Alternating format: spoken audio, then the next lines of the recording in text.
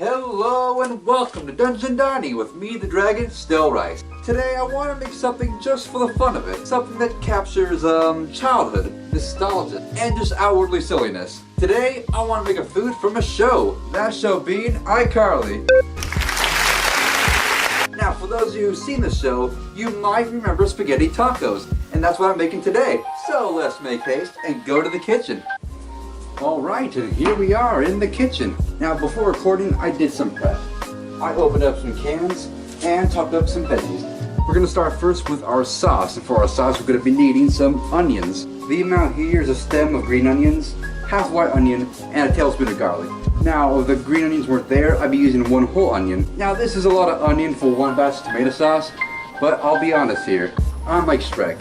I'm green, I like onions, and I've got layers.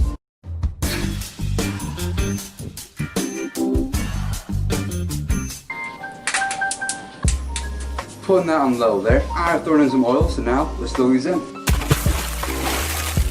Give them a little toss real quick. And so while those simmer, I'm going to be working on my meatballs. Here I have 2 pounds worth of beef chuck. I'm going with chuck versus ground beef because, well, I want less fat content. But in keeping with the Mexican theme, I'm going to be going with some Mexican seasonings. In my pot here, I have a blend of chili powder, garlic powder, onion powder, salt, and pepper. With those 2 pounds of chuck, I'm going to be adding this as well as an egg. Is it me or is that a little barbaric? Ah, who am I kidding? They're not dragon eggs. Although I wonder if those taste good. I don't know if you can hear if those onions are going very well. So let's remove these paws. 1, 2. Oh my god, human hands, a dragon head. How can this be? Alright, so there we are with this. Cracking our egg. There we all are with that.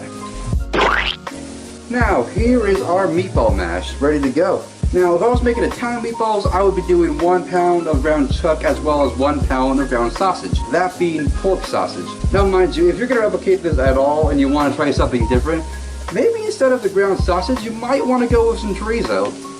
Or just do chorizo in general. But I wouldn't add the seasonings to that, after all, it's already seasoned enough. Now, those are sounding nice. Let me give you all a little look. Now, they're not completely translucent yet, however, I think they're about ready for the sauces. They'll continue getting softer and softer over time. So that is 2 cans of diced tomatoes. And now for this ball right here, this is actually 3 small cans of tomato paste. Now, if I were doing a regular batch of this, I'd be using 2 cans instead, but I wanted to be a little bit thicker for the shells of the taco, so yeah, doing it this way. Now with all this in the mix, we're going to add some seasonings here. Here I have a trio of seasonings. We got some basil, some oregano, and parsley. Mix that up all nice and good. Here we go. And personally for me, when I do spaghetti sauce, I like to add a little bit of ricotta. I would do like 3 tablespoons, but I'm going to do 3 literal tablespoons. Man, I need to make my meatballs, but I don't have enough space right now. Look at all that garbage. I'll get a garbage bag, I'll be right back. Okay, I got the... Oh! Alright. I'm going to turn the stove on to medium-low heat. Oil onto there. Now, given these are on tacos, I won't make them too big. You could do golf ball size. We're probably going to do like about half that much. And here are our meatballs. Now, everything is set, everything is cooking, but we gotta keep our eyes on these things. Occasionally mix the sauce, and occasionally toss the meatballs. Now, if you're all wondering if I forgot to do noodles, I made the noodles already, but we do need to prepare one more thing, the shells. Right here I have corn tortillas, and we have oil right there in the 3rd stove. Now, normally my family usually takes one of these things, puts in the oil, lets it cook a little bit, fold it over, let it fry some more, take it out, let it dry, and it's stuck in that nice folded shape. Now again, we have 3 things going. Keep your eye on everything. You hear that? Put on an air vent so we have no smoke alarm. Now for this, I would say have some tongs ready. Just gonna gently put it in that oil. Now see here, we see some bubbles are rising. And the tortilla itself is risen up. See those bubbles appear in there? A few more moments of that. Gonna take that, within that. I'll let that cook a little bit more. Just in case, maybe flip it one more time on the other side. Look at those beauties.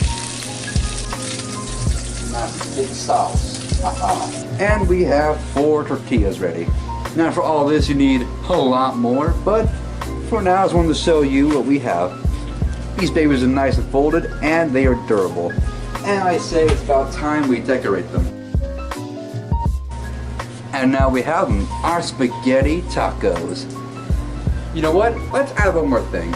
Since these are spaghetti tacos, you might be expecting Parmesan, but I think I have something better. Or at least better for the occasion.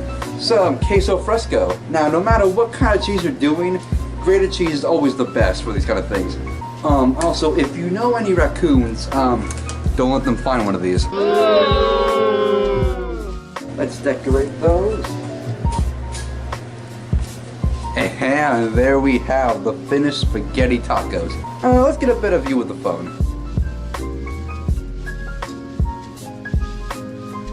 And I'm kind of wanting my paws back, so let's do this. Ah, yes, there they are.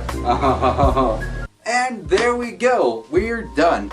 As silly of a dish as this is, it's something I wanted to make since I first saw it. And for what it is, it's pretty much exactly what you're imagining.